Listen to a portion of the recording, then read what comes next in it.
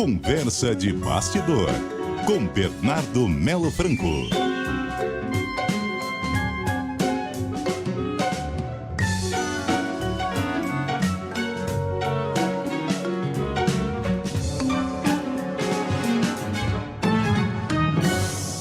Boa tarde, Bernardo.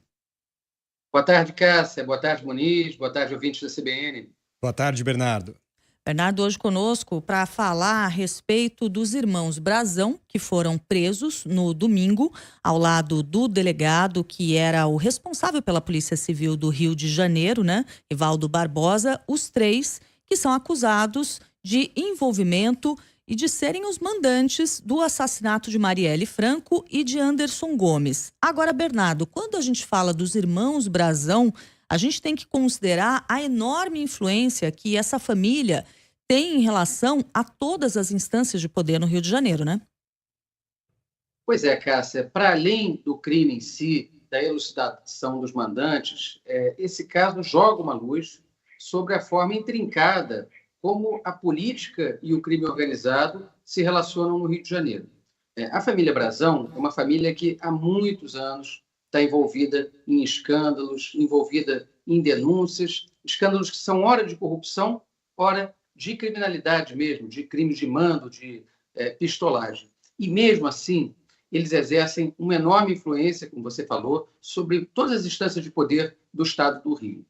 Para você ter uma ideia, a família Brazão tem hoje 4 ocupantes de altos cargos no Rio de Janeiro, desde o Domingos Brazão, que é o chefe do clã, foi 5 vezes deputado estadual, conselheiro do Tribunal de Contas do Estado, até o Chiquinho Brazão, também preso com ele, deputado federal. Tem o irmão Pedro Brazão, que é deputado estadual e vice-presidente da Assembleia Legislativa do Rio, e tem um assessor da família que usa o sobrenome deles na urna, que é o Valdir Brazão, hoje vereador na cidade do Rio de Janeiro. E se a gente olhar os negócios da família Brazão e a influência deles, a gente vê que eles se encaixam nesse modelo de gangsterização da política, da mistura do crime organizado, da milícia, com a política institucional. Sempre é importante a gente lembrar, Cássia, que no Rio de Janeiro, a política ela protege e ela promove a milícia. Os milicianos não existiriam sem a complacência, a participação, o apoio político de altas autoridades do Estado. E a Polícia Federal mostra isso muito bem no seu relatório, que embasou as prisões do domingo. Quer dizer, eles fazem ali um inventário dos negócios da família Brazão e mostram como eles têm influência até hoje na máquina pública.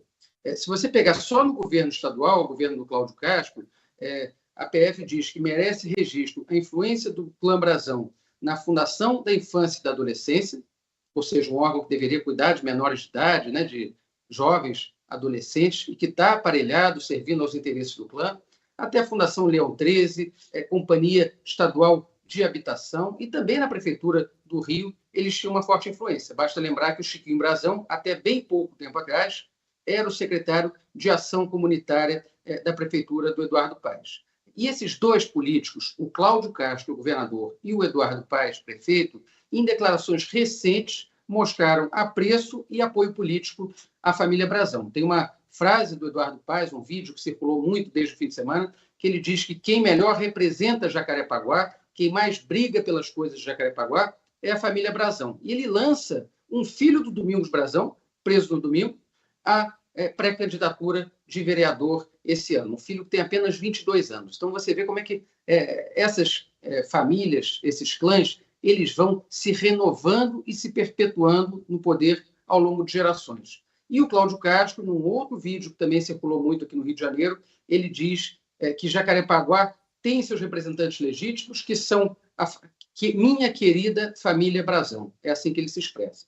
Então, a gente vê esse intrincamento, essa relação íntima, essa relação próxima entre prefeito, governador e esses grupos que fazem o domínio territorial em regiões importantes do Rio de Janeiro. A gente está falando de uma cidade que, segundo o levantamento da Universidade Federal Fluminense, tem hoje cerca de 60% do seu território controlado por milícias. E, de novo, a milícia só existe quando ela está ligada ao poder político. O relatório da PF diz isso claramente, né? Fala, olha, o criminoso precisa da conivência do Estado para a exploração e a manutenção da área. e o político da garantia do seu curral eleitoral. Então, é uma relação de troca. Os políticos que ocupam os altos cargos precisam desses votos do curral eleitoral dos Brasão e de outras famílias que atuam da mesma forma no Rio de Janeiro. E, em contrapartida, esses grupos se infiltram e se servem da administração pública.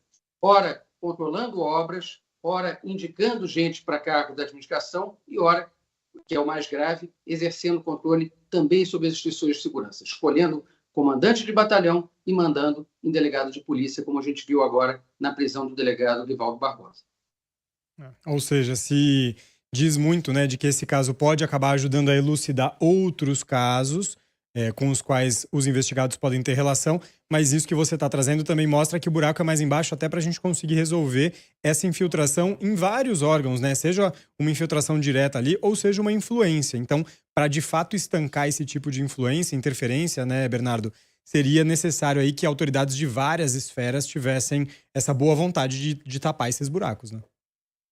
Pois é, Muniz, a gente está falando de um quadro que é de uma omissão e de uma conivência de sucessivos governos, tanto do Estado do Rio quanto na Prefeitura. Eu citei o atual prefeito, o atual governador, mas se a gente olhar a linha do tempo, a gente pega vários outros políticos que ocuparam cargos importantes e que tiveram essa mesma relação de promiscuidade com a família Brasão. Promiscuidade, eu digo, porque todo mundo sabia no Rio de Janeiro quem eles eram e de que forma eles operaram. Não adianta dizer que ficou surpreso em janeiro ao ver o escândalo, a delação do Rony Lessa, e aí o Eduardo Paes resolveu demitir o secretário. Não. Esses personagens são notórios do Rio, são conhecidos há muitos anos e são envolvidos em escândalos há muitos anos. O próprio Domingos Brazão chegou a ficar preso por uma longa temporada, acusado de corrupção no Tribunal de Contas do Estado.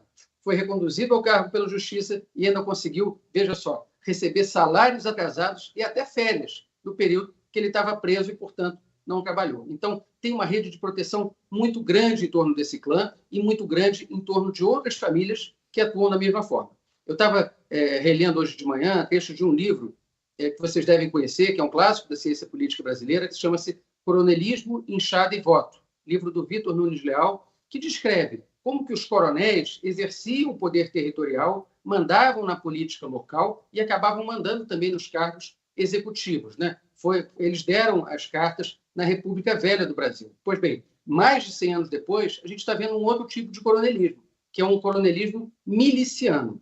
São grupos que dominam territorialmente as suas áreas, os seus redutos, os seus currais eleitorais, mas dominam também as armas. E usando, gente, isso que é importante frisar, armas do Estado. Não são armas do tráfico, são armas do Estado. Tanto é que, no caso da Marielle, a gente tem um assassinato com 2 executores que vêm da Polícia Militar e usando armas, usando munição, pelo menos, desviada da Polícia Federal. Então, é muito grave o nível de intrincamento da política com o crime organizado no Rio de Janeiro, e o que o caso Marielle revela é apenas uma pontinha, uma ponta desse iceberg que precisa, de fato, ser enfrentada.